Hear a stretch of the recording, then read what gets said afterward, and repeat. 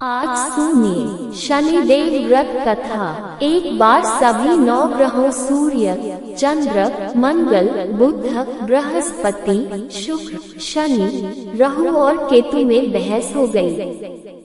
कौन सबसे बड़ा है? आपस में लड़ने के बाद सभी देवराज इंद्र के पास पहुंच गए।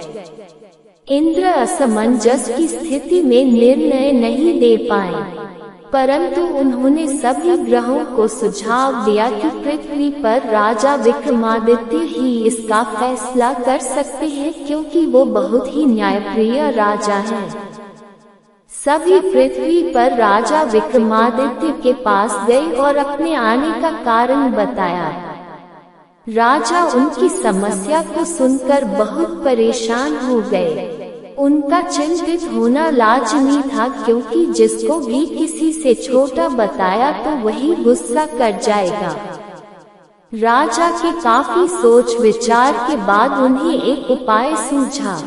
उन्होंने सुवर्ण, रजत, कांस्य, पीतल, सीसा, रांगा, जस्ता, अभ्रक और लौह से 9 सिंहासन का निर्माण करवाया। उन्हें उपर्युक्त क्रम में रख दिया गया। सबसे निवेदन किया गया कि क्रमानुसार सिंहासन पर आसन ग्रहण करें। शर्त रखा गया कि जो सबसे अंतिम में सिंहासन पर आसन ग्रहण करेगा वही सबसे छोटा माना जाएगा, जिसकी वजह से शनि देव सबसे बाद में आसन प्राप्त कर सके और सबसे छोटे कहलाए। क्रोध के आवेश में आकर शनिदेव ने सोचा कि राजा ने ये सब जानबूझकर किया है। कुपित होकर राजा से कहा कि राजा, तू मुझे नहीं जानता। सूर्य एक राशि में 1 महीना, चंद्रमा 2.25 महीने 2 दिन, मंगल 1.5 महीना, बृहस्पति 13 महीने, बुध और शुक्र 1 महीने विचरण करते हैं, लेकिन मैं 2.5 से 7.5 साल तक रहता हूँ। मैंने बड़े बड़े का विनाश किया है। श्री राम की 7.5 आने पर उन्हें जंगल जंगल भटकना पड़ा और रावण की आने पर लंका को बंदरों की सेना से परास्त होना पड़ा। क्रोधित शनिदेव ने राजा से कहा कि अब आपको सावधान रहने की जरूरत है।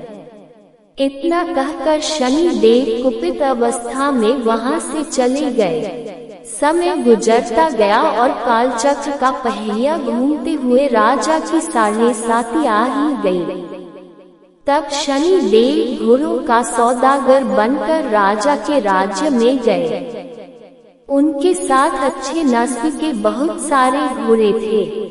जब राजा को सौदागर के घोड़ों का पता चला तो अश्वपाल को अच्छे घोड़े खरीदने के लिए भेजा। अश्वपाल ने कई अच्छे घोड़े खरीदे। इसके अलावा सौदागर ने उपहार स्वरूप एक सर्वोत्तम नस्ल के घोड़े को राजा की सवारी हेतु दिया। राजा विक्रमादित्य जैसे ही उस घोड़े पर बैठे वह सरपत वन की ओर भागने लगा। जंगल के अंदर पहुंचकर वह गायब हो गया। भूखा प्यास की स्थिति में राजा जंगल में भटकते रहे। अचानक उन्हें एक ग्वाला दिखाई दिया, जिसने राजा की प्यास बुझाई। राजा ने प्रसन्नता में उसे अपनी अंगूठी देकर नगर की तरफ चले गए। वहां एक सेठ की दुकान पर पहुंचकर उन्होंने जल पिया और अपना नाम मीका बताया। भाग्यवश उस दिन सेठ की खूब आमदनी हुई। सेठ खुश होकर उन्हें अपने साथ घर लेकर गया। सेठ के घर में खूंटी पर एक हार टंगा था, जिसको खूंटी निगल रही थी। कुछ ही देर में हार पूरी तरह से गायब हो गई। सेठ वापस आया तो हार गायब था। उसे लगा कि वीका ने ही उसे चुराया है। सेठ ने वीका को कोतवाल से पकड़वा दिया और दंड स्वरूप राजा उसे चोर समझकर हाथ पैर कटवा दिया। अंपग अवस्था में उसे नगर के बाहर फेंक दिया गया। तभी वहां से एक तेली निकल रहा था, जिसको वीका पर दया आ गई। उसने वीका को अपनी गाड़ी में बैठा लिया। वीका अपनी जीभ से बैलों को हाँकने लगा। कुछ समय पश्चात राजा की शनि दशा समाप्त हो गई। वर्षा काल आने पर वीका मल्हार गाने लगा। एक नगर की राजकुमारी मनभावनी ने मल्हार सुनकर मन ही मन प्रण कर लिया कि जो भी इस राग को गा रहा है वो उसी से ही विवाह करेगी। उन्होंने दासियों को खोजने के लिए भेजा, परंतु वापस आकर उन सभी ने बताया कि वह एक अपंग आदमी है। राजकुमारी यह जानकर भी नहीं मानी और अगले दिन ही वह अनशन पर बैठ गई। जब लाख समझाने पर राजकुमारी नहीं मानी, तब राजा ने उस तेली को बुलावा भेजा और वीका से विवाह की तैयारी करने के लिए कहा गया। वीका से राजकुमारी का विवाह हो गया। एक दिन वीका के स्वप्न में शनि देव ने आकर कहा कि देखा राजन, तुमने मुझे छोटा बताकर कितना दुख झेला है। राजा ने क्षमा मांगते हुए हाथ जोड़कर कहा कि हे शनि देव, जैसा दुख मुझे दिया है किसी और को ऐसा दुख मत देना।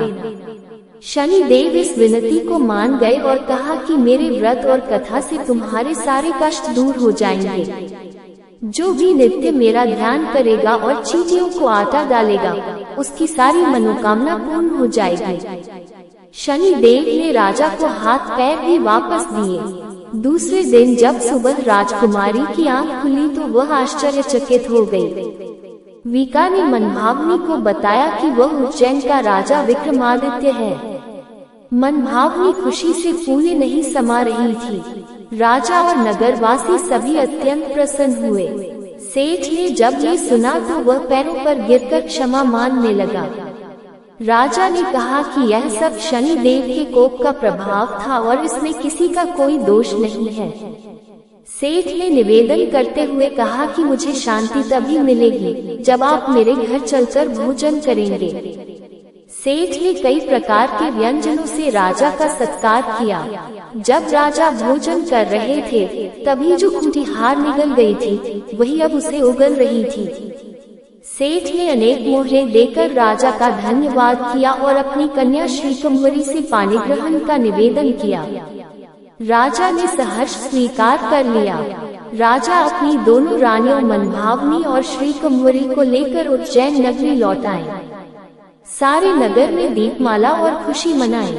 राजा ने घोषणा करते हुए कहा कि मैंने शनि देव को सबसे छोटा बताया था, लेकिन असल में वही सर्वोपरि है। तब से सारे राज्य में शनि देव की पूजा और कथा नियमित होने लगी। सारी प्रजा के बीच खुशी और आनंद का वातावरण बन गया। शनि देव के व्रत की कथा को जो भी सुनता या पढ़ता है उसके सारे दुख दूर हो जाते हैं।